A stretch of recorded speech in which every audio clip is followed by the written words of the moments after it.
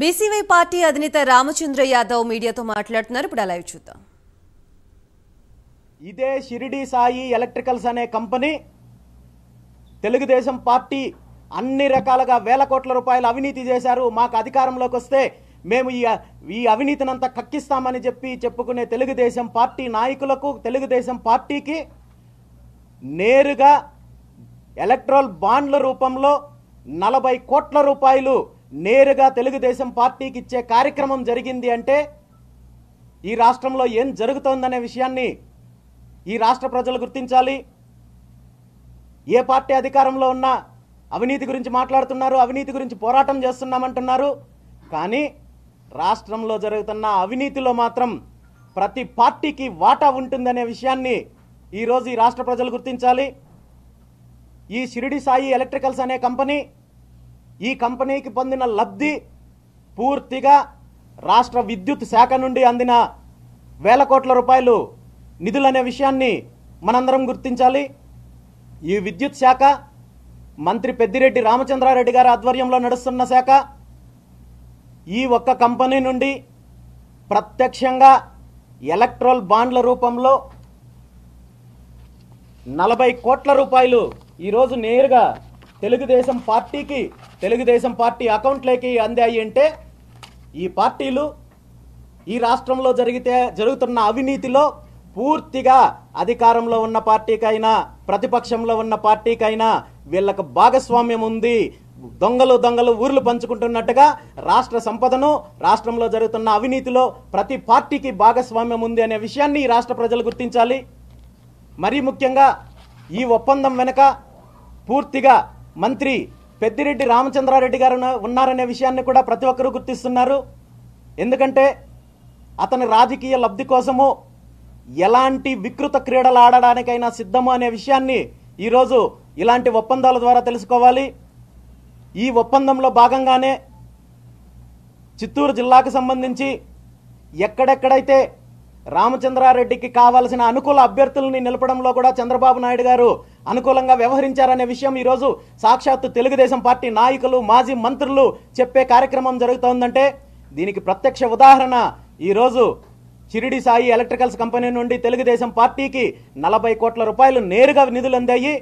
వీళ్ళందరూ ఈ తెలుగుదేశం పార్టీ నాయకులు, మిగిలిన నాయకులు చెప్తున్న వివరాలను బట్టి చూస్తే అనధికారికంగా సుమారు 500 కోట్ల రూపాయలు షిరిడి సాయి ఎలక్ట్రికల్స్ కంపెనీ నుండి తెలుగుదేశం పార్టీకి అందాయన్న విషయాన్ని ఈరోజు బహిరంగంగా మాట్లాడుకునే పరిస్థితి ఉంది.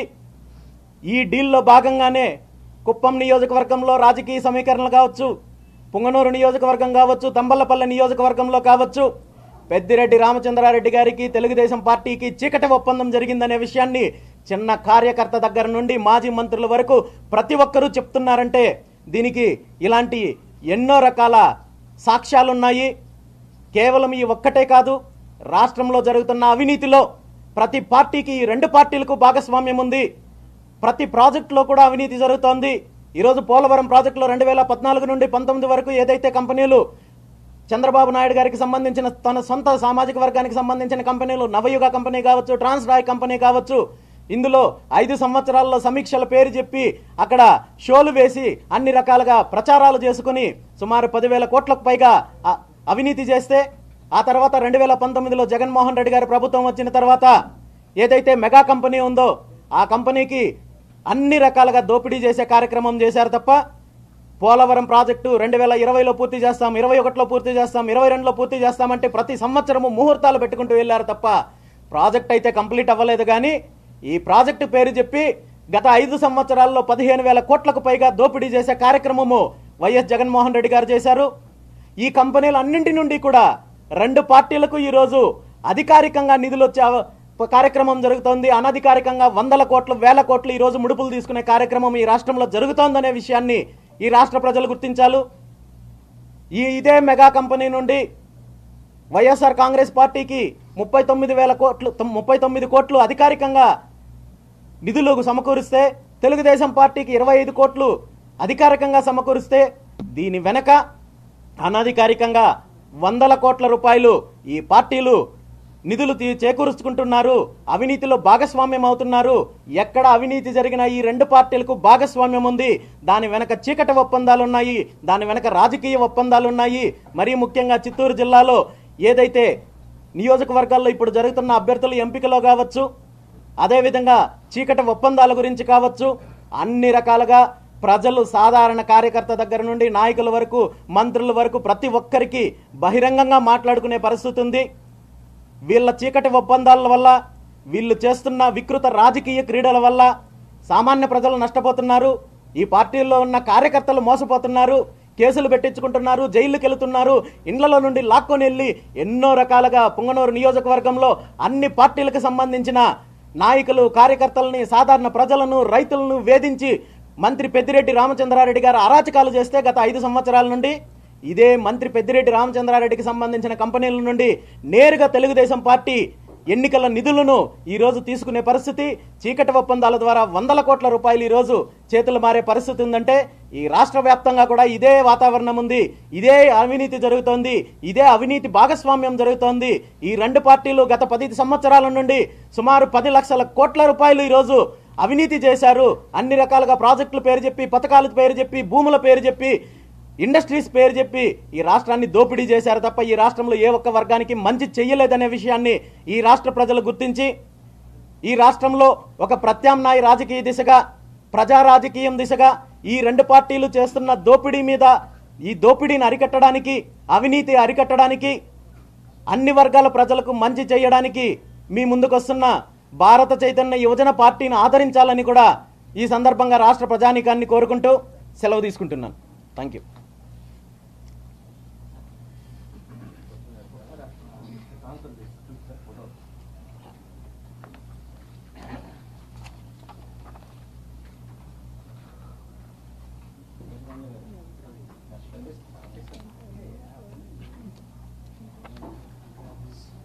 ఇది శ్రీ షిరిడి సాయి ఎలక్ట్రికల్స్ కంపెనీకి సంబంధించి ఎలక్ట్రల్ బాండ్స్ ద్వారా జనవరి 11, 2024న 40 కోట్ల రూపాయలు బాండ్ల రూపంలో డిపాజిట్ చేస్తే వెంటనే 24 గంటల్లో, అంటే 12 జనవరి 24వ తేదీన ఈ పూర్తి 40 కోట్ల రూపాయలు కూడా తెలుగుదేశం పార్టీ అకౌంట్లోకి పడ్డాయి.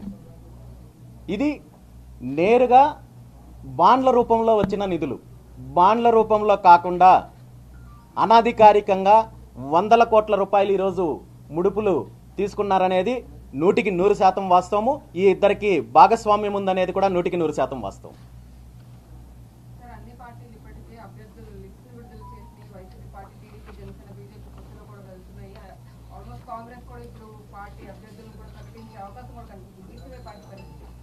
బీసీవై పార్టీ వచ్చే ఎన్నికల్లో, వచ్చే అసెంబ్లీ పార్లమెంట్ ఎన్నికల్లో బలమైన అభ్యర్థులతోటి ప్రజల ముందుకు వెళ్ళబోతున్నాము. దీనికి సంబంధించి ఇప్పటికే కసరత్తు పూర్తయింది.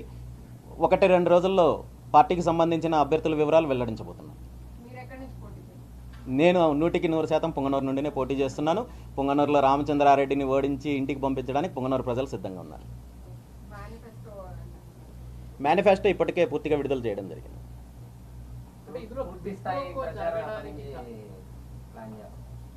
అన్న 1 వారం రోజుల్లో పూర్తి ఎన్నికలకు సంబంధించిన షెడ్యూల్ ప్రిపేర్ చేసుకొని ప్రజల్లోకి వెళ్ళడానికి ప్లాన్ చేస్తున్నాం.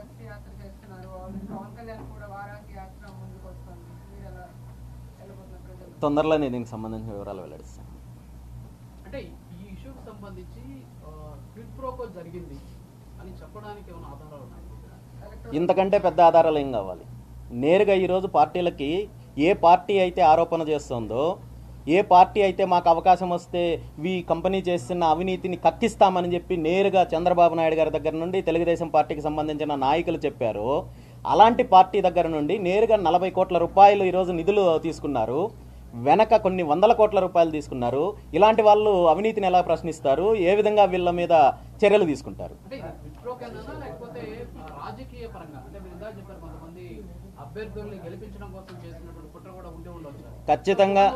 ఖచ్చితంగా కేవలం పుంగనూరే కాదు, తంబలపల్లి నియోజకవర్గంలో ఈ డీల్ ఏదైతే ఉందో జనవరి 11వ తేదీన జరిగిన తర్వాతే, ఈ డీల్ జరిగిన తర్వాతే తంబలపల్లెలో పెద్దిరెడ్డి రామచంద్రారెడ్డి గారి తమ్ముడు ఎమ్మెల్యేగా అక్కడ పెద్దిరెడ్డి ద్వారకనాథ్ రెడ్డి గారు ఉన్నారు.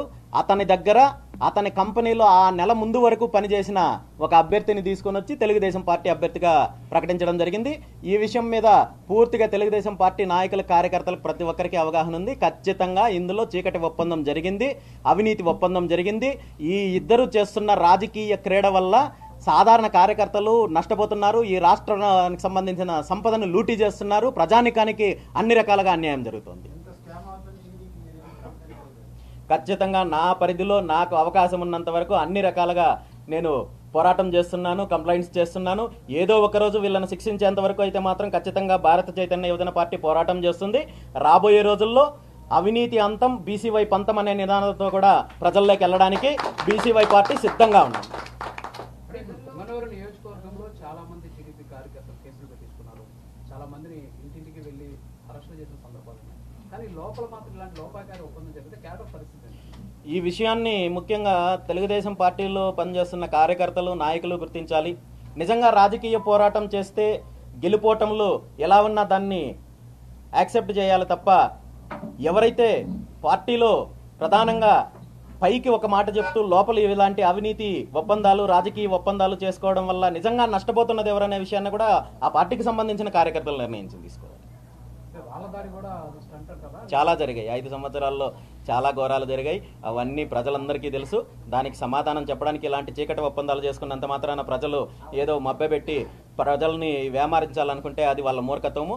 ఖచ్చితంగా వచ్చే ఎన్నికల్లో పుంగనూరు నియోజకవర్గ ప్రజలు ఒక సరైన నిర్ణయం తీసుకుంటారు. ఇటీవల పవన్ కళ్యాణ్ మీ గురించి మాట్లాడారండి. రామచంద్ర యాదవ్